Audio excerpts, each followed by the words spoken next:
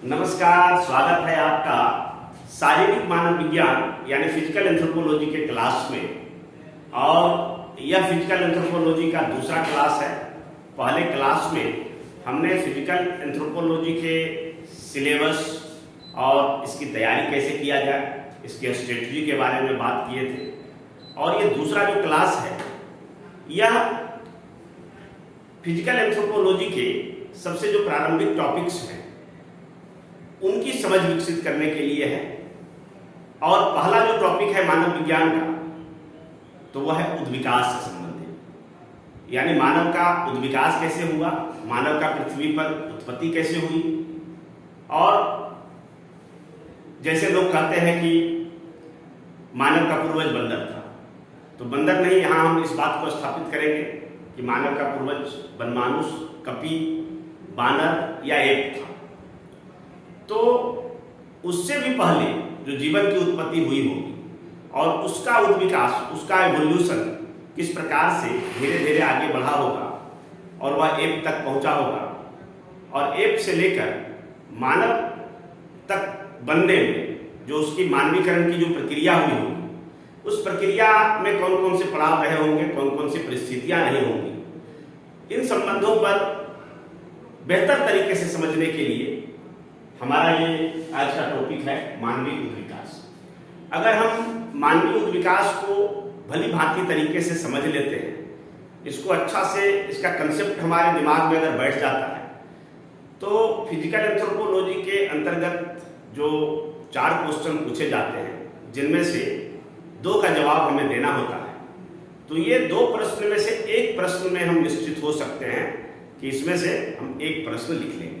पूरा total anthropology को देखें तो 6 प्रश्नों में से एक प्रश्न हम यहाँ पर श्योर कर सकते हैं, क्योंकि मानव विज्ञान का सबसे जो कोर टॉपिक है वह इवोल्यूशन है, यानी उद्विकास है। तो आज हम मानवीय उद्विकास के विभिन्न पहलुओं को समझने का प्रयास करेंगे, इसको जानने का प्रयास करेंगे, और इसके बाद इस टॉपिक से जुड़े हुए जो भी सिद्धांत हैं उनको बारी बारी से हम पढ़ने का प्रयास करेंगे। आगे बढ़ने से पहले मैं यह बता दूं कि एक पुस्तक है जिसका नाम है Sapiens, A Brief History of Humankind. ये इजरायली लेखक युवल नोआ हरारी का लिखा हुआ पुस्तक है। इस पुस्तक को पढ़ने से आप आज से लाख वर्ष पहले जो मानव की 5-6 प्रजातियां इस पृथ्वी पर निवास करती थी, उन प्रजातियों में से जो सेपियंस प्रजाति है, यानी आधुनिक मानव ने कैसे अपना सत्ता कायम किया, कैसे ये पृथ्वी के बदलते हुए वातावरण के अनुसार से अपने आप को शिफ्ट कर पाया, कैसे इन्होंने अपना विचार दर्शन बनाया, कैसे इन्होंने अपना सभ्यता संस्कृति बनाया, इसके शरीर में कौन कौन सी बदलाव हुए जिसके कारण से ये औजार को बनाने लगे, और औजार को बनाने लगे और इससे धीरे धीरे संस्कृति का निर्माण हुआ। और उसके बाद मानव के विभिन्न पहलू हैं, जैसे समाज, धर्म, दर्शन, इसके आर्थिक पहलू, इसके राजनीतिक पहलू, इसके मनोवैज्ञानिक पहलू इत्यादि सारे का विकास हुआ, और कैसे ये एक अफ्रीका से निकलकर पूरी दुनिया में, पूरा जो पृथ्वी पर, उस पर कैसे फैल गए। इस संबंध में काफी रोचक और सरल भाषा में प्रस्तुत किया गया एक ऐसा दस्तावेज है जिसको पढ़ने के बाद निश्चित तौर पर आपके अंदर जो ज्ञान का संचार होगा, उससे आप मानव सभ्यता के बारे में अच्छी तरीके से जान सकेंगे। इस पुस्तक को पढ़िए, आपके काफी प्रश्नों का उत्तर मिलेगा और काफी ज्ञान का संचार। तो चलिए हम टॉपिक की शुरुआत करते हैं मानवीय उद्विकास से। तो आज का जो टॉपिक है वो है उद्विकास। उद्विकास यानी इवोल्यूशन। इवोल्यूशन टॉपिक के अंतर्गत हम कई सिद्धांतों को पढ़ेंगे, और उन सिद्धांतों को पढ़ने से पहले एक सबसे बड़ा जो प्रश्न है, यह प्रश्न है कि भाई मानव की उत्पत्ति कैसे हुई, मानव की उत्पत्ति कैसे हुई, मानव की उत्पत्ति कैसे हुई, ओरिजिन ऑफ ह्यूमन। तो इस संबंध में प्रारंभ से ही मनुष्यों के मन में कौतूहल का विषय था कि पृथ्वी पर बहुत सारे जीव जंतु हैं, यहाँ की जो विविधता है वो गजब प्रकार की है, और इन सारे चीजों में से हम मानव कैसे श्रेष्ठ हैं, कैसे हमारा तौर तरीका, जीवन जीने का तरीका, कैसे हम चीजों को समझ पाते हैं, तो अन्य जीवों से अलग कैसे है। तो इस कारण से जो मन में विचार आया होगा मानव का कि शायद किसी अधिप्राकृतिक शक्ति यानी सुपर नेचुरल पावर ने हम मानवीय सत्ता का विकास किया होगा। और इस प्रकार का जो सिद्धांत है, जो मत है, वो काफी लंबे समय तक चला। लगभग 17वीं-18वीं शताब्दी तक यह मत प्रचलित में रहा कि मानव को किसी भगवान ने, किसी गॉड ने, किसी अल्लाह ने बनाया। आज भी बहुत सारे लोगों का यह मानना है कि हम मानव जो है वो भगवान की देन है, परंतु अगर हम साइंटिफिक दृष्टिकोण से देखेंगे, बायोलॉजिकली देखेंगे, तो पाएंगे कि मानव भी एक जंतु है और मानव को किसी ने बनाया नहीं, बल्कि मानव का उद्विकास हुआ है, एक क्रमिक विकास हुआ है। अन्य जंतुओं से इसका क्रमिक विकास हुआ है, और अन्य जंतुओं में सबसे हमारा जो निकट का पूर्वज है वो है बानर या कपी, या फिर इसको हम कह सकते हैं वनमानुष। तो मानव की उत्पत्ति वनमानुष से हुई है। वनमानुषों का जो उद्विकास हुआ है उसी का प्रतिफल जो है वो मानव है। अब है क्या कि वनमानुष की कैसे उत्पत्ति हुई, कहां से आया? तो इस प्रश्न में अभी बहुत सारे रिसर्च हुए हैं, खोज हुए हैं, अभी भी खोज जारी है। तो वैज्ञानिक मत है कि प्रारंभ में छोटे छोटे एक कोशिकीय जीव, उसमें से भी एक कोशिकीय जीव में से भी प्रोकैरियोटिक सेल्स वाले जीव वो प्रारंभ में हुए थे। बाद में यूकैरियोटिक सेल्स वाले जीव हुए, जैसे अमीबा वगैरह। फिर पानी में रहने वाले कीड़े मकोड़े के बाद मछलियां बनी, मछलियों के बाद उभयचर बने, उभयचर के बाद सरीसृप यानी रेप्टाइल्स, फिर पक्षी आए और फिर स्तनधारी वर्ग आए। और स्तनधारियों के अंदर पृथ्वी के अनुकूल जो उसकी अनुकूलता थी, जिसके कारण ये सस्टेन कर पाया और इसका अधिक विकास हुआ। और स्तनधारियों का जो विकास का अंतिम प्रतिफल है वह हम मानव के रूप में है। यही कारण है कि मानव श्रेष्ठ है। तो इन सब सिद्धांतों को हम देखेंगे। तो सबसे पहले हम देखेंगे कि मानव की उत्पत्ति कैसे हुई। तो चूंकि मानव एक जीव है, तो जीव है यानी इसमें जीवन है, यानी यह सजीव है। तो हम सबसे पहले यह जानेंगे कि जीव की उत्पत्ति कैसे हुई। पृथ्वी पर जो जीवन है वो जीवन कहां से आया। तो जीवन की उत्पत्ति को सबसे पहले हम समझेंगे। जीवन की उत्पत्ति यानी origin of human. Origin of human समझने से पहले हम समझेंगे origin of life. Origin of life यानी धरती पर जीवन कैसे है। तो जीवन की उत्पत्ति के संबंध में विभिन्न सिद्धांत हैं, कई सिद्धांत हैं, और इन सिद्धांतों को हम बारी बारी से देखेंगे। और इसमें प्रत्येक सिद्धांत को रखने के बाद उसका खंडन करते हुए हम आगे बढ़ेंगे। और जो सबसे सटीक सिद्धांत है, और वो सबसे सटीक सिद्धांत है उद्विकास का सिद्धांत। तो उद्विकास के सिद्धांतों को हम काफी विस्तार से पढ़ेंगे। तो चलिए ओरिजिन ऑफ लाइफ यानी जीवन की उत्पत्ति के जो विभिन्न सिद्धांत है उसको हम एक नजर देखते हैं। आइए, तो सबसे पहला जो जीवन की उत्पत्ति का जो सबसे पहला सिद्धांत है वो क्या है? तो विशिष्ट सृष्टिवाद का सिद्धांत। विशिष्ट सृष्टिवाद का सिद्धांत यानी special creation theory. Special creation theory. इस थ्योरी के मुताबिक जीवन का उद्भव कैसे हुआ है? तो अलौकिक शक्तियों द्वारा हुआ है। अलौकिक शक्ति यानी सुपर नेचुरल पावर जो हम मनुष्य से ऊपर है। अब इसके अनुसार से अगर हम देखें बाइबिल, तो बाइबिल में क्या कहा गया है? बाइबिल जो कि ईसाई जगत का धर्म ग्रंथ है, तो बाइबिल के अनुसार से बाइबिल में कहा गया है कि जो समस्त सृष्टि का निर्माण हुआ है वो कयामत के 6 दिन में हुआ। अब ये कयामत के 6 दिन क्या है? तो 6 दिन एक कयामत आया था पृथ्वी पर, और उसी में पहले का बना हुआ सब खत्म हो गया और फिर से नया सृजन हुआ। तो नया सृजन, तो पहला दिन क्या हुआ? तो पहला दिन में गॉड ने क्या बनाया? तो पृथ्वी और स्वर्ग बनाया। पृथ्वी और स्वर्ग बनाया। उसी प्रकार दूसरा दिन में क्या बनाया? गॉड ने आकाश बनाया। उसी प्रकार से तीसरा दिन में गॉड ने भूमि एवं वनस्पतियां, यानी जो धरती है, अर्थ और प्लांट्स, इसको बनाया। फिर चौथा दिन में क्या बनाया? तो सूर्य, चंद्रमा एवं अन्य ग्रह को बनाया। और पांचवा दिन में क्या बनाया? तो मछलियां और पक्षी बनाया, फिश और बर्ड। और छठवें दिन में, क्योंकि अंतिम दिन था कयामत के सबसे छठवां अंतिम दिन, उस दिन मानव बनाया। और मानव भी क्या? तो सबसे पहले पुरुष को बनाया। और पुरुष की जो 12वीं पसली है, पुरुष की 12वीं पसली से स्त्री को बनाया। यानी एक तरह से देखिए, यहां भी स्त्री को काफी दिनहीन समझा गया, अबला समझा गया कि स्त्री जो है पुरुष पर डिपेंड है, क्योंकि मानव से ही स्त्री को बनाया गया, यानी पुरुष से ही स्त्री को बनाया गया। तो इस प्रकार का मत लगभग समस्त यूरोपीय जगत में 18वीं शताब्दी तक प्रचलित रहा। लोग यही मानते रहे कि गॉड ने कयामत के 6 दिन में, जैसा कि बाइबल में कहा गया है, और 6 दिन में ही पूरा धरती, चांद, तारा, आकाश, मानव, पक्षी और जीवन की सारी जो डाइवर्सिटी ऑफ लाइफ देखते हैं उसको बनाया।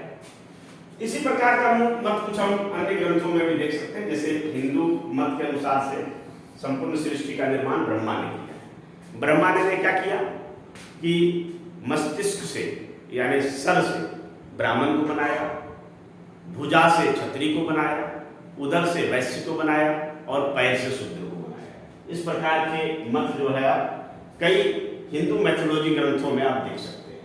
मुस्लिम मत है कि संपूर्ण जो दुनिया है, तो सारी दुनिया का निर्माण अल्लाह ने किया है। तो इस प्रकार के विभिन्न धर्मों का अपना अलग अलग मत है, और इस मत को हम लोग विशिष्ट सृष्टिवाद का सिद्धांत करते हैं। अब दूसरा सिद्धांत की तरफ आइए। तो दूसरे सिद्धांत में देखिए, यह है स्वतः उद्भववाद का सिद्धांत। स्वतः उद्भववाद का सिद्धांत, theory of spontaneous generation, theory of spontaneous generation. इसके मुताबिक ये कहा गया कि जीवों की उत्पत्ति कीड़े सड़े गले पदार्थों से हुई है। जीवों की उत्पत्ति सड़े गले पदार्थों से हुई है। जैसे ये सड़ गया है, तो यहां से जीवन की उत्पत्ति हुई है। जैसे आप कीड़ा देखिए कि कहीं भी चीज, अगर कोई वस्तु सड़ जाए तो सड़ा हुआ कीचड़ है, कीचड़ में से देखिए आपको मछली मिल जाएगी। कीड़ा अचानक पता नहीं कहां से आ जाएगा। कई प्रकार के जीवाणु और प्रोटोजोआ भी उस कीचड़ में से आ जाएगा। जहां पहले कुछ नहीं था, तो ये जीवन कहां से आ गया? तो कीचड़ से आ गया, इस थ्योरी के मुताबिक। जैसे एक अगर ईसाई मत देखें, ईसाई मत में कहा गया कि घड़ियाल की उत्पत्ति जो है वो कीचड़ से होता है ना, क्योंकि घड़ियाल कीचड़ में होता है, इसलिए ऐसा मान लिया गया। ठीक है, परंतु ऊपर के मतों को हम खंडन कर सकते हैं, नहीं, ये गलत है। गलत क्यों है? क्योंकि इस संदर्भ में लुईस पास्चर ने एक प्रयोग किया। प्रयोग क्या था कि एक मांस का टुकड़ा लिया और उसको उबाल दिया। उबाल कर एक फ्लास्क में कुछ दिन तक रखा, और जब सड़ गया तो इन्होंने देखा कि कोई जीव की उत्पत्ति हुई या नहीं। तो गौर से देखने के बाद पता चला कि कोई भी जीव की उत्पत्ति नहीं हुआ। यानी सड़े गले पदार्थों से जीवन की उत्पत्ति का जो यह सिद्धांत है वो वैज्ञानिक प्रयोगों और मापदंडों के आधार पर गलत निकला, इसलिए हम इस सिद्धांत को भी नहीं मान सकते। अब तीसरा सिद्धांत आइए। तीसरा सिद्धांत है कॉस्मोजोइक थ्योरी, यानी ब्रह्मांडीय सिद्धांत। ब्रह्मांडीय सिद्धांत, तो इसके अनुसार से, इस सिद्धांत के अनुसार से क्या कहा गया है कि पृथ्वी पर जीवन का उद्भव, पृथ्वी पर जो जीवन का उद्भव है वो किसी अन्य ग्रह से आए हुए प्राणियों से होता है। ठीक है, ब्रह्मांडीय सिद्धांत, कॉस्मोजोइक थ्योरी, ये देखिए ब्रह्मांड का पिक्चर है, यानी इधर किसी अन्य ग्रह पर जीवन रहा होगा और वहां से चलकर स्पोर्स के माध्यम से, स्पोर्स क्या होता है? एक कैप्सिड होता है, अंदर में जैसे सीड्स आप ले सकते हैं, सीड्स जो बीज होता है, तो बीज के अंदर जिस तरह से जो भ्रूण जो है वो संरक्षित रहता है और उसको ताप दाब का उतना अधिक प्रभाव नहीं पड़ता है, उसी प्रकार से बीजाणु जो स्पोर्स वो आए होंगे और इसी से पृथ्वी पर जीवन की उत्पत्ति हुआ होगा। परंतु अब तक प्राप्त शोधों के अनुसार से, अच्छा, इस मत के समर्थक कौन थे? तो लिविंग, केल्विन और आर्हीनियस, ये इसके समर्थक थे। परंतु अब तक जो प्राप्त शोध हुआ है, जो रिसर्च हुआ, अनुसंधान हुआ है, खगोलीय अनुसंधान, उसके अनुसार से क्या है, तो पृथ्वी के अतिरिक्त और किसी ग्रह पर जीवन नहीं मिला है। और दूसरा ये हम कह सकते हैं, इसका खंडन ऐसे किया जा सकता है कि अगर स्पोर्स उतना दूर से अंतरिक्ष से कहीं से आएंगे तो ये स्वतः जो है विकिरण, जो रेडिएशन है, उससे समाप्त हो जाएगा, क्योंकि जीवन की जो अनुकूलता है वो पृथ्वी छोड़कर और किसी अन्य ग्रह पर नहीं है। इसलिए इस मत को भी हम आसानी से नहीं मान सकते हैं कि पृथ्वी पर जो जीवन की उत्पत्ति है वो किसी अन्य ग्रह से आए हुए बीजाणुओं से हुआ होगा, यह हम नहीं मान सकते। अब चलिए चौथा मत देखते हैं। चौथा मत आइए, तो ये है विपत्तिवाद। विपत्तिवाद, विपत्तिवाद का सिद्धांत यानी कैटेस्ट्रोफिज्म कहते हैं। कैटेस्ट्रोफिज्म के अनुसार से इसको आप प्रलयवाद भी कह सकते हैं, और इसके प्रतिपादक थे जार्विक न्यूटन। इनके अनुसार से है कि पृथ्वी पर कभी प्रलय आया होगा, जल प्रलय हुआ होगा।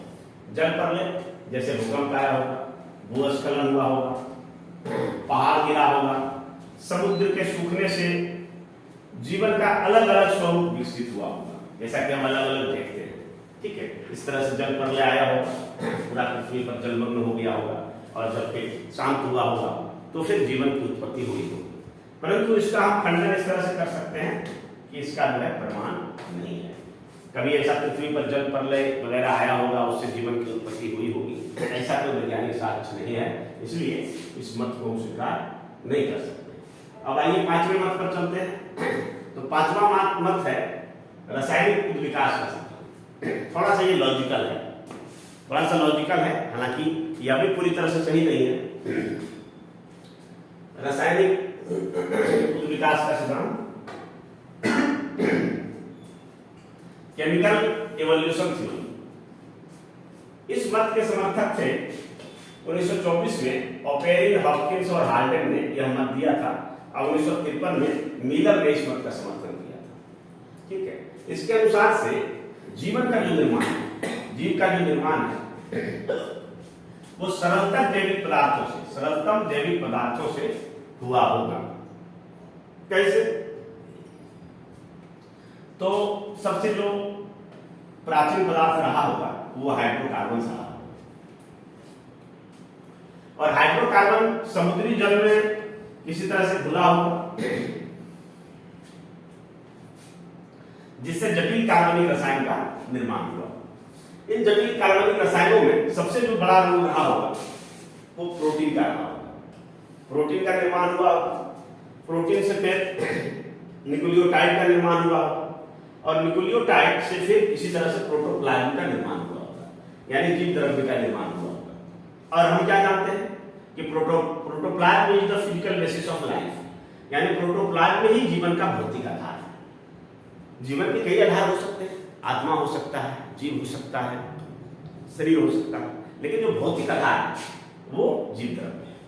तो प्रोटोप्लाज्म में जीवन का भौतिक आधार है, और इस प्रकार से सबसे पहले समुद्री जीवों का निर्माण हुआ होगा समुद्र में, और बाद में ये जीव जो है धरती पर आए होंगे और हवा में उड़ने लगे होंगे। परंतु इस मत को भी हम आसानी से मान नहीं सकते, क्योंकि आप देखिएगा कि 1953 में वाटसन एंड क्रीक ने डीएनए का द्विकोणलिक मॉडल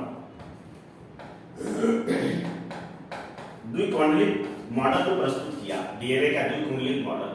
तो उसके अनुसार से क्या है कि जो डीएनए की जो संरचना है वो इस प्रकार से है, यानी द्विकोणलिक संरचना, और इसमें जिन जिन चीजों का इसके इंग्रेडिएंट्स हैं, जिन चीजों से बना है, तो उसके मुताबिक से ये जो रासायनिक विकास का सिद्धांत है वो मैच नहीं खाता है, और इस कारण से इसका हम समर्थन नहीं कर सकते। तो आइए फिर छठा सिद्धांत की ओर चलते हैं। ये 5 सिद्धांत को हम खारिज कर दिए हैं, और छठा सिद्धांत क्या है? इस प्रकार से देखिए, समुद्र में जीवों की उत्पत्ति हुई होगी, फिर आगे आइए। तो छठा जो सिद्धांत है वो है कार्बनिक उद्विकास का सिद्धांत। छठा सिद्धांत क्या है? तो कार्बनिक उद्विकास का सिद्धांत। इसको आप कार्बनिक विकास भी कह सकते हैं, क्रमिक विकास भी कह सकते हैं, जैव विकास भी कह सकते हैं।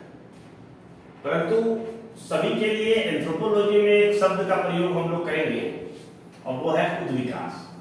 उद्विकास का मतलब अच्छा सटीक एक शब्द है एंथ्रोपोलॉजी में, उद्विकास शब्द का प्रयोग करेंगे और इंग्लिश में इवोल्यूशन। वैसे इसको ऑर्गेनिक इवोल्यूशन भी कहा जाता है, ऑर्गेनिक इवोल्यूशन। यानी पीछे जो हम केमिकल इवोल्यूशन की बात हम किए थे 5वें सिद्धांत के रूप में, उसको हम खंडित कर दिए और अब तक जो सबसे सटीक है, जो सबसे सर्वमान्य है, वो है ऑर्गेनिक इवोल्यूशन का सिद्धांत। तो ऑर्गेनिक इवोल्यूशन का जो सिद्धांत है, इस सिद्धांत में भी कई मत हैं, कई वैज्ञानिकों ने दिया। कुछ के आधार पर उसका काफी दुनिया में प्रचलित हुआ, लोग उसको जानते हैं, समझते हैं, और कुछ इससे जो सब्सिडरी मत है, जो सब्सिडरी सिद्धांत है, वो भी इसके साथ है। तो मानव विज्ञान में बीपीएससी के लिहाज से हम 3 सिद्धांत को काफी विस्तार पूर्वक हम पढ़ते हैं। तो पहला है लेमार्कवाद। यानी उद्विकासी सिद्धांतों में पहला हम लेमार्कवाद को पढ़ेंगे, जिसको कि लेमार्क ने दिया था, और दूसरा सिद्धांत हम पढ़ेंगे डार्विनवाद, जिसे कि डार्विन ने दिया था, चार्ल्स डार्विन ने दिया था ओरिजिन ऑफ स्पीशीज में। और बाद में सभी सिद्धांतों को मिलाकर एक ऐसा सिद्धांत बनाया गया जिसमें कि जितने भी उद्विकासी सिद्धांत है जिन वैज्ञानिकों ने दिया, कुछ ने संपूर्णता में दिया, कुछ ने उसको उसके किसी खास सेगमेंट पर काम किया और उसमें जो अपना सिद्धांत दिया, तो उसके आधार पर जो सिद्धांत आया तो उसको हम इसके अंतर्गत संश्लेषणात्मक सिद्धांत यानी सिंथेटिक थ्योरी के अंतर्गत हम रखेंगे। क्योंकि बाद में जब लेमार्कवाद और डार्विनवाद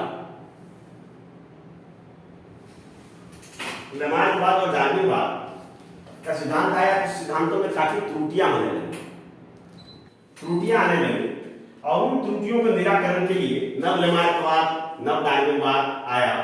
क्योंकि कई सारे वैज्ञानिकों ने, खास करके इन्हीं के शिष्यों ने काम किया, और जिससे इनमें थे मेंडल का, John Gregor Mendel, Hugo de Vries थे और स्टेग्लिच थे। तो इन लोगों के जो सिद्धांत है उनको समाहित करने के लिए अंतिम में सिंथेटिक थ्योरी लाया गया, जो मानवीय उद्विकास को संपूर्णता में परिभाषित करने का प्रयास किया। तो बीपीएससी के सिलेबस में हम देखें तो लेमार्कवाद, डार्विनवाद और संश्लेषणात्मक सिद्धांत पर लॉन्ग क्वेश्चन आते हैं, जिसको हमें विस्तार से पढ़ना है। परंतु आज के क्लास में हम संक्षिप्त रूप से इन तीनों के बारे में एक जो जनरल आइडिया है उसको हम बना लेते हैं, उसको देख लेते हैं, तब जो है हम आगे बारी बारी से पढ़ेंगे। तो सबसे पहले आइए लेमार्कवाद।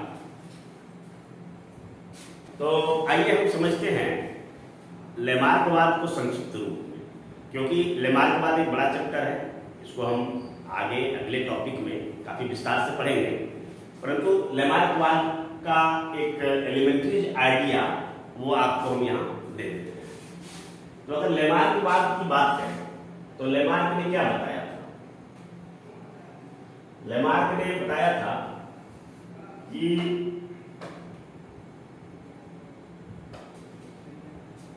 लेमार्क का जो सिद्धांत है वह है उपार्जित लक्षणों की वंशागति, यानी inheritance of acquired character. Lamarck का कहना था कि वातावरण में परिवर्तन के कारण हमारे कुछ अंग उपयोगी और कुछ अंग अनुपयोगी हो जाते हैं, और प्रत्येक जीवों के अंदर निरंतर आकार में वृद्धि होने की प्रवृत्ति होती है, जिसके कारण से कोई भी जीव वातावरण में अपने आप को समायोजन करने के लिए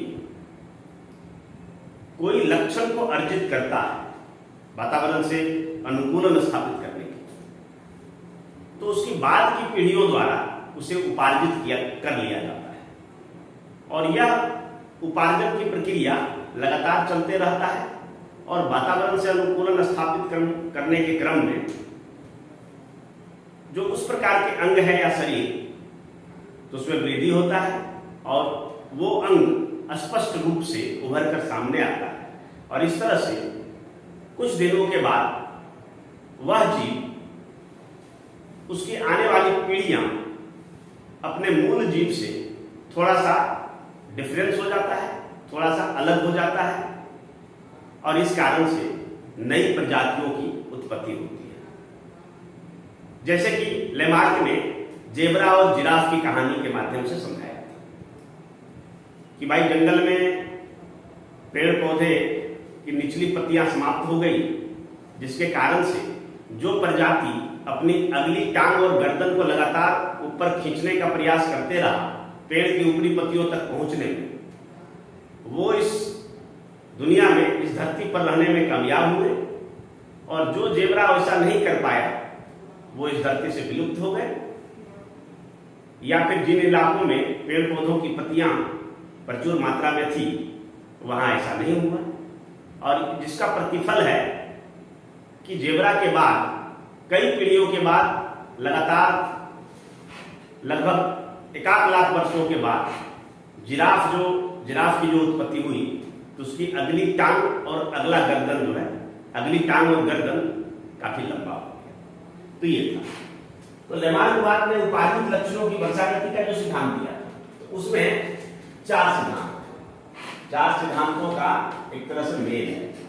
पहला है निरंतर आकार में वृद्धि होने की प्रवृत्ति, यानी किसी भी जीव जंतु के शरीर में उसके आंतरिक जीवन शक्ति के कारण, इन्फ्लुएंस ऑफ इंटरनल फोर्स के कारण tendency to increase in size, यानी प्रत्येक जीवों में टेंडेंसी होता है कि वो अपने साइज में वृद्धि करे, और यह होता है उसके आंतरिक जीवन शक्ति के कारण, यानी इन्फ्लुएंस ऑफ इंटरनल फोर्स के कारण। दूसरा सिद्धांत था कि वातावरण में हमेशा परिवर्तन होता रहता है, और उस परिवर्तन से समायोजन के लिए जीवों पर दबाव रहता है कि भाई अभी आइस एज है, अब बर्फ पिघल गया, अब फिर गर्मी का सीजन आ गया, ग्लोबल वार्मिंग का जमाना आ गया। तो जीवों को अपने शरीर के अंदर उनके लक्षणों में, उनके आदत व्यवहार में, उनके अंगों में परिवर्तन करना पड़ता है, और ये परिवर्तन आगे चलते रहता है।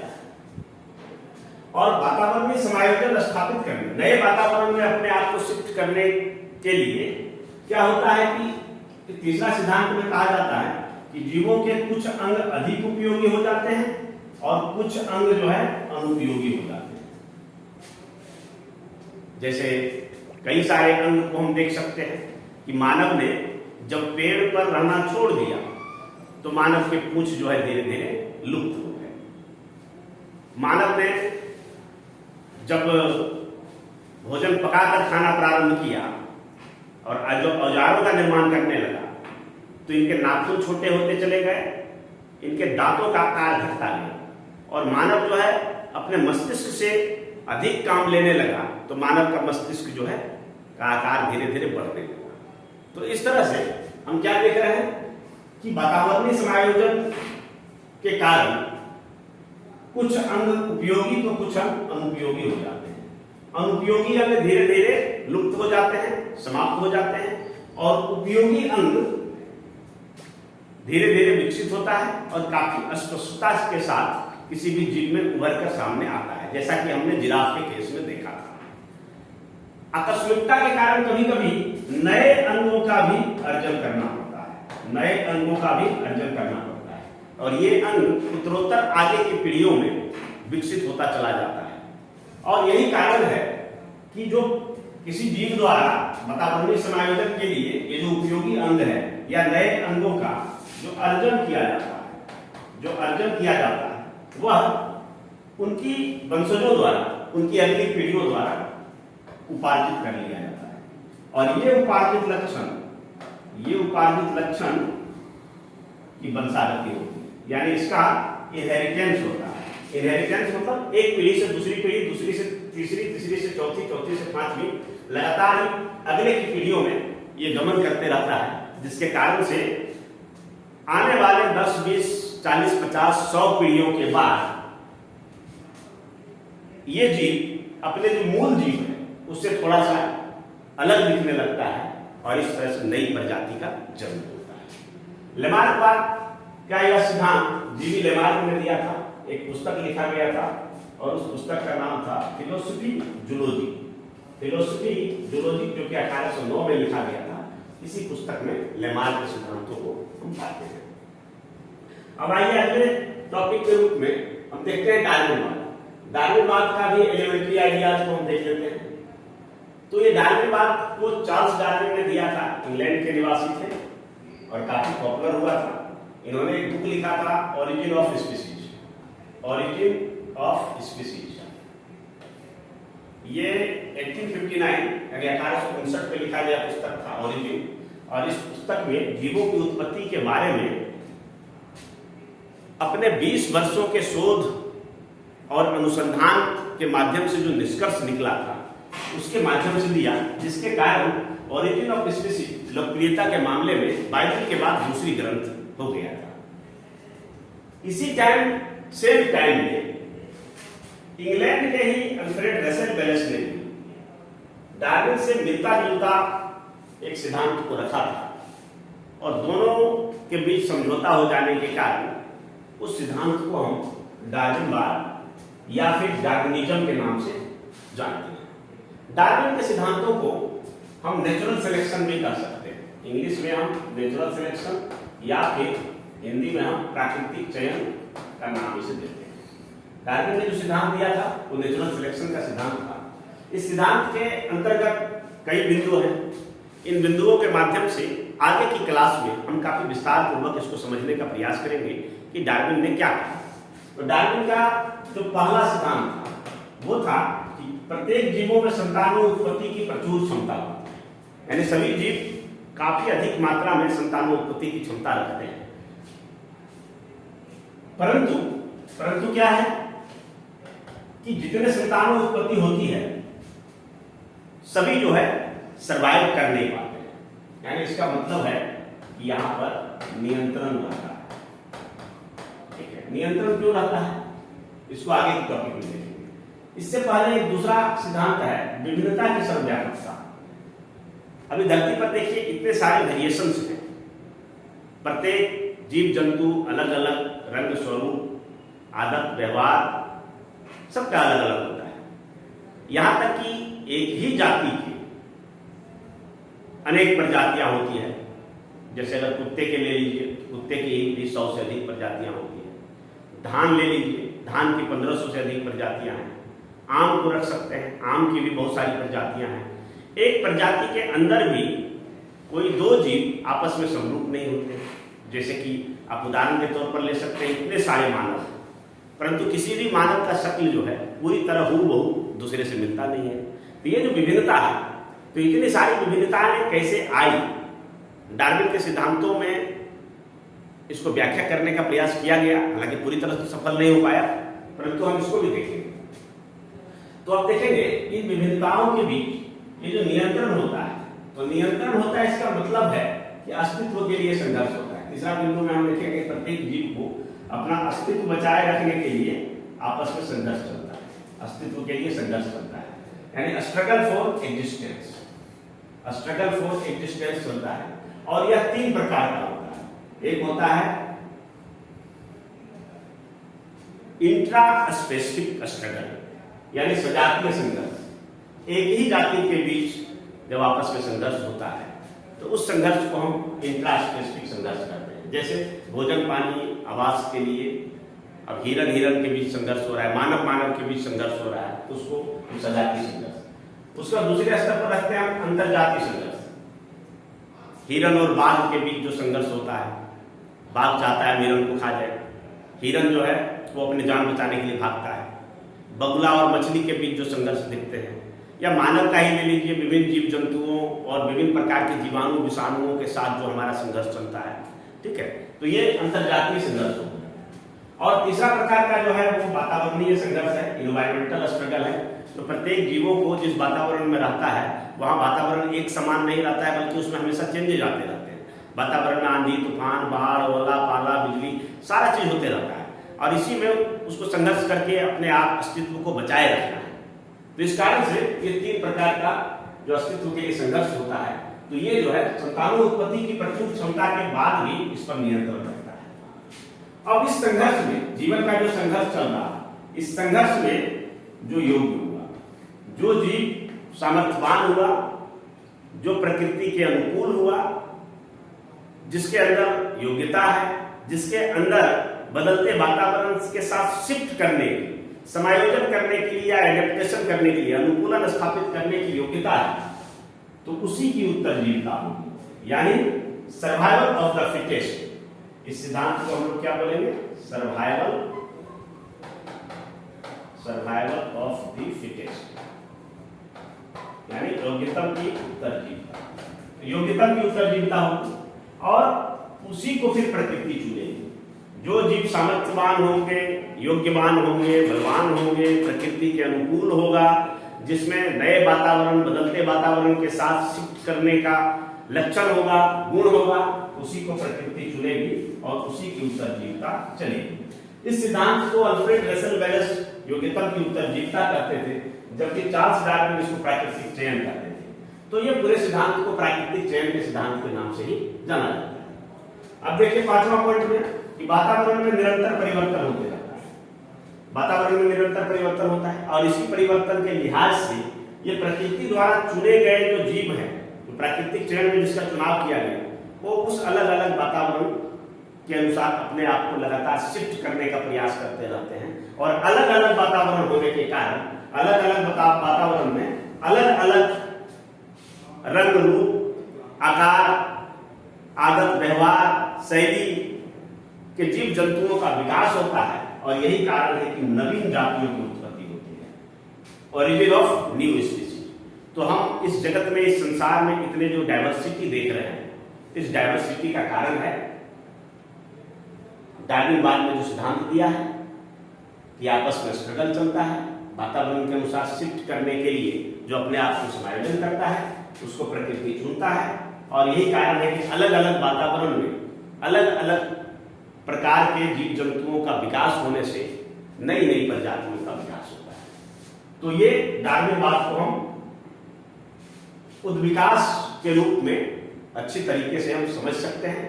डार्विन ने अच्छा समझाने का प्रयास किया, परंतु डार्विन के सिद्धांतों में भी कुछ कमियां थी। तो इन कमियों के कारण डार्विन के शिष्यों ने क्या हुआ कि इनके सिद्धांतों की जो त्रुटियां थी उसको दूर करने के लिए कुछ कुछ सुधार किए और उन सुधार को हम नव डार्विनवाद के नाम से जानते हैं। परंतु उससे भी बात नहीं बनी। आगे आने के बाद कई सारे खोज हुए, जैसे कि मेंडल ने आनुवांशिकता का सिद्धांत खोजा था और वो चार्ल्स डार्विन के समकालीन थे और मेंडल अपने सिद्धांत और प्रयोगों को बार बार वैज्ञानिक पटल पर प्रदर्शित करते रहे, परंतु उस समय डार्विनवाद का शोर इतना था कि मेंडल के सिद्धांतों को मान्यता नहीं मिली। मेंडल के मृत्यु के बाद ही अब हर जगह से जब डार्विनवाद को चुनौती मिलने लगा, तब मेंडल के सिद्धांतों को, मेंडल का जो आनुवांशिकता का सिद्धांत था वो सामने आया। बाद में कई सारी चीजें हुई कि भाई डार्विन ने विभिन्नता का बात तो कहा, लेकिन ये क्यों होता है इसके बारे में नहीं बताया। ठीक है, फिर डार्विन सिर्फ प्राकृतिक चयन पर ही अधिक जोर डालते रहे, नेचुरल सिलेक्शन पर, अन्य सारी चीजों का अनदेखी किया। इस कारण से डार्विनवाद में व्यापक सुधार की जरूरत, गुंजाइश होने लगी। ह्यूगो डे व्रीज ने उस परिवर्तन का सिद्धांत खोजा, स्टेविंस ने और भी कई सिद्धांतों को देखा कि भाई ओरिजिन ऑफ न्यू स्पीशीज, प्रजातियों के निर्माण में सिर्फ प्राकृतिक चयन के ही नहीं बल्कि कई अन्य सारे फैक्टर की भी भूमिका रहती है, तो उसको भी देखा जाना चाहिए। और यही कारण है कि बाद में उद्विकास को भली भांति समझने के लिए एक नया सिद्धांत आया जिसको कि हम लोग संश्लेषणात्मक सिद्धांत के रूप में जानते हैं। संश्लेषणात्मक सिद्धांत,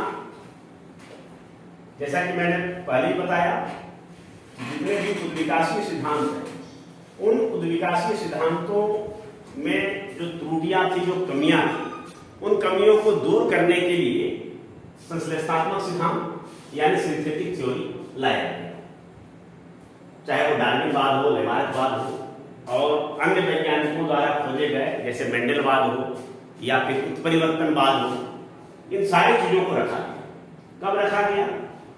तो ओरिजिन ऑफ स्पीसीज, क्योंकि ओरिजिन ऑफ स्पीसीज कब प्रकाशित हुआ था? 1859, और इसके 100 वर्ष हो जाने के बाद 1959 में एक कोल्ड स्प्रिंग हार्बर सम्मेलन हुआ था। उस सम्मेलन में पूरे वैश्विक जगत के बहुत सारे वैज्ञानिक जुटे थे और उनका मकसद था कि जो उद्विकासी सिद्धांत हैं डार्विनवाद या अन्य सिद्धांत, उसमें जो कमी है और समकालीन जगत से लेकर अब तक जितने भी खोज हुए हैं इस संबंध में, उनको मिलाकर एक ऐसा सिद्धांत बनाया जाए जो सर्वमान्य हो और त्रुटि रहित। तो इसी क्रम में स्टेविंस और अन्य वैज्ञानिकों ने सिंथेटिक थ्योरी का प्रस्ताव दिया। सिंथेटिक थ्योरी का मतलब होता है किसी वैज्ञानिक के द्वारा नहीं खोजा गया, बल्कि विभिन्न वैज्ञानिकों ने जो मत को खोजा, जो रिसर्च किया, जो अनुसंधान किया, सबसे सिंथेसाइज करके और अलग अलग सिद्धांतों का निर्माण किया। तो इसके संश्लेषणात्मक सिद्धांत में, क्योंकि डार्विन ने प्राकृतिक चयन का जो सिद्धांत दिया था, प्राकृतिक चयन, तो प्राकृतिक चयन को भी रखा गया, परंतु प्राकृतिक चयन के साथ साथ अन्य भूमिकाएं जिसे कि डार्विन ने नजरअंदाज किया था, उसको भी यहाँ पर रखा गया। ठीक है, तो उसमें क्या है? तो पहला जो हम बिंदु देखते हैं वो है उत्परिवर्तन यानी म्यूटेशन। म्यूटेशन का सिद्धांत ह्यूगो डी व्रीज ने दिया था।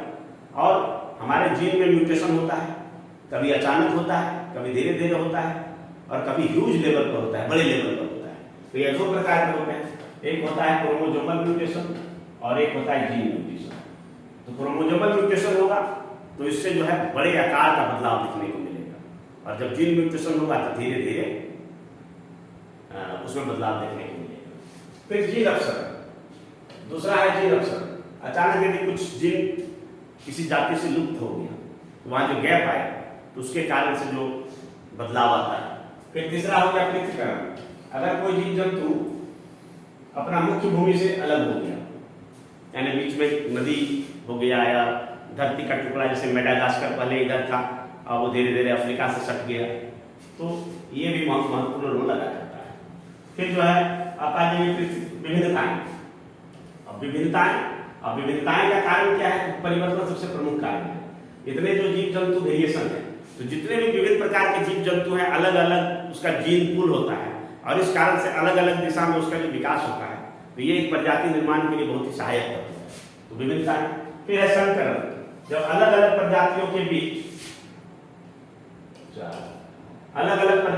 बीच जब फर्टिलाइजेशन होता है, जब मेल्टिंग होता है, तो इस कारण से हाइब्रिडाइजेशन के कारण से भी नए प्रजातियों का विकास होता है। फिर प्रवसन। अगर कोई जीव जंतु किसी इलाके से हटकर दूसरे इलाके में चला जाता है तो वहां पर नई वातावरण के अनुसार उसको नई समस्याओं का सामना करना पड़ता है, जिससे अनुकूलन स्थापित करने के लिए अपने शरीर में जो बदलाव लाता है, वह भी एक फैक्टर है। और इन सबों के बाद फिर हम रखेंगे प्राकृतिक चयन। ये डार्विन का प्राकृतिक चयन यानी प्रकृति जो चयन करती है, प्राकृतिक चयन करती है, उसके साथ साथ ये सभी सब्सिडीज रोल है जो अदा करता है, और इस तरह से प्रजातियों का निर्माण होता है, वातावरण के अनुकूल धीरे धीरे इसका विकास होता है। तो अगर हम संश्लेषणात्मक थ्योरी को देखें तो ये थ्योरी सत्यता के काफी नजदीक है, और जस्ट उद्विकास को एक गाड़ी के रूप में दिखाया गया है कि भाई अगर उद्विकास एक मोटर कार है तो इसमें अन्य सब्सिडरी भूमिका कैसे कैसे होगी, इसको हम जब सिंथेटिक थ्योरी बताएंगे तब बताएंगे कि किस प्रकार से उद्विकास की गाड़ी की दिशा तय होती है, और एक गाड़ी में जिस तरह से एक्सीलेटर, पेट्रोल, ड्राइवर, इंजन, सड़क के संकेत, गति अवरोधक चीजें जो कार्य करती है, और वो फिर किस तरह से ड्राइवर जो है गाड़ी चलाकर आगे ले जाता है, जहां हमको गंतव्य तक पहुंचना होता है वहां पहुंचाता है। तो उसी प्रकार से सिंथेटिक थ्योरी का भी एक रोल है, तो उसको हम लोग जब विस्तार से सिंथेटिक थ्योरी पढ़ेंगे तब देखेंगे। तो ये कुछ फोटोज हैं, आप देख सकते हैं मानवीय उद्विकास का, इस प्रकार से जंगलों में हुआ होगा, ऐसे रहते होंगे मानव। इसके बाद एक मानव का जब उद्विकास हो गया तो सवाल उठता है कि वो संपूर्ण पृथ्वी पर फैल कैसे गया। तो प्रारंभ में मैंने जो बताया था, युवल नोआ हरारी का जो पुस्तक है, जहां इस बात को बताया गया है कि 1 लाख वर्ष पहले मानव का जो उद्गम भूमि है वो अफ्रीका था, और अफ्रीका से कैसे कैसे वो विभिन्न क्षेत्रों में फैला। तो अब ये देखिए, लाल सागर है, ये भूमध्य सागर है।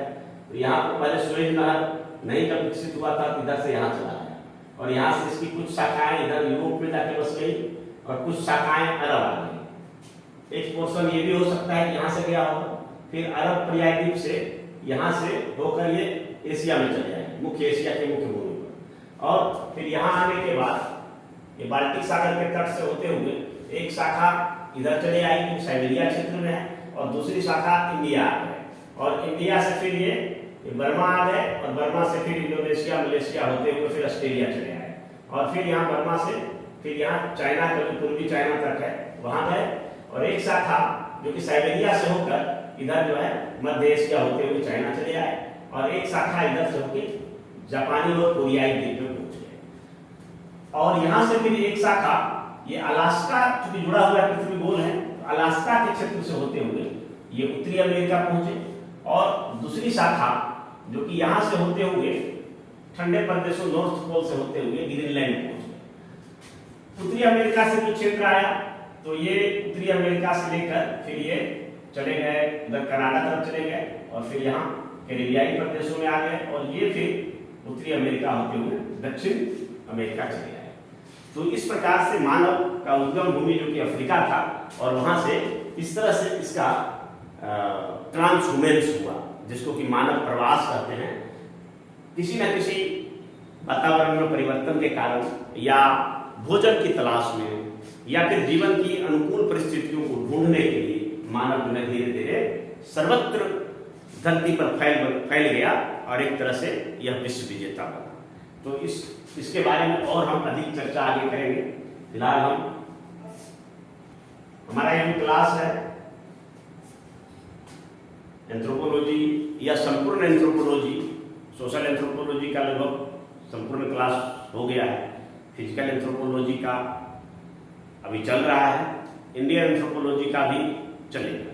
तो पूरा क्लास से जुड़ने के लिए आप कांटेक्ट कर सकते हैं। हमारे 2 फोन नंबर है, इस फोन नंबर के माध्यम से आप हमसे संपर्क कर सकते हैं। पहला है 6204999896, दूसरा है 7258875949। तो इन नंबरों के माध्यम से आप हमसे जुड़ सकते हैं, ऑनलाइन या फिर ऑफलाइन क्लास के लिए। तो इसी तरह से ये हमारा टॉपिक का अंत हुआ। Thank you. नेक्स्ट क्लास जो होगा, जो आपका नेक्स्ट क्लास होगा, वो होगा लेमार्क। इसको हम विस्तार से पढ़ेंगे, क्योंकि लेमार्कवाद को तो आज भी हमने देखा, परंतु आज एक एलिमेंट्री आइडियाज था, सरसरी निगाह से देखा, और ऐसा करने का प्रयोजन इसलिए था ताकि आप लोग पहले से अवेयर रहें कि हाँ भाई लेमार्कवाद में पढ़ना है, उसमें 4 सिद्धांत पढ़ना है। ठीक है, इतना अगर आप जान रहे हैं तो जब हम लेमार्कवाद के क्लास लेंगे तो आप पहले से कुछ जान रहे हैं, तो आगे बढ़ने में कठिनाई नहीं होगी, और आप अच्छी तरीके से समझ जाएंगे। मेरा क्लास का यह मतलब होता है कि आपको पूरी तरह से कंसेप्ट ऐसे माइंड में बिठा दिया जाए, ऐसे आपके दिलो दिमाग में एक तरह से अंतर्निहित करा दिया जाए, कि ताकि आपको एग्जाम में याद रखने की जरूरत नहीं पड़े, बल्कि जो है धीरे धीरे वो अपने जो है वो आपके दिमाग में आता रहे, एग्जाम हॉल में आप आराम से लिख कर निकल जाए। यानी रटने की बजाय अगर हमारे कंसेप्ट दिमाग में आ जाता है तो वो लिखना आसान होता है, क्योंकि एग्जाम हॉल में प्रश्न का जो डिमांड रहता है उस डिमांड के मुताबिक हमें लिखना होता है, तो उसको भी हम ध्यान देंगे। तो आगे से हम लेमार्क का विस्तार से पढ़ेंगे। ये हमारे करियर कंसल्टेंसी सेवा अकादमी की पेशकश थी। तो आज का जो क्लास है ये एक फॉर्मल क्लास था, आपको मानव विज्ञान में प्रवेश दिलाने के लिए, जो इसका विकास चैप्टर है उसमें प्रवेश दिलाने के लिए, उसके बारे में जानकारी प्राप्त करने के लिए, ताकि किसी प्रकार से प्रश्न पूछे घुमा फिरा के तो डिमांड के अनुसार आप उत्तर दे सकें। तो ये हमारा दूसरा क्लास था। तीसरा क्लास में हम एक एक टॉपिक पर तीसरा, चौथा, पांचवा क्लास से हम करते जाएंगे। अगला टॉपिक होगा लेमार्कवाद। धन्यवाद। जय हिंद।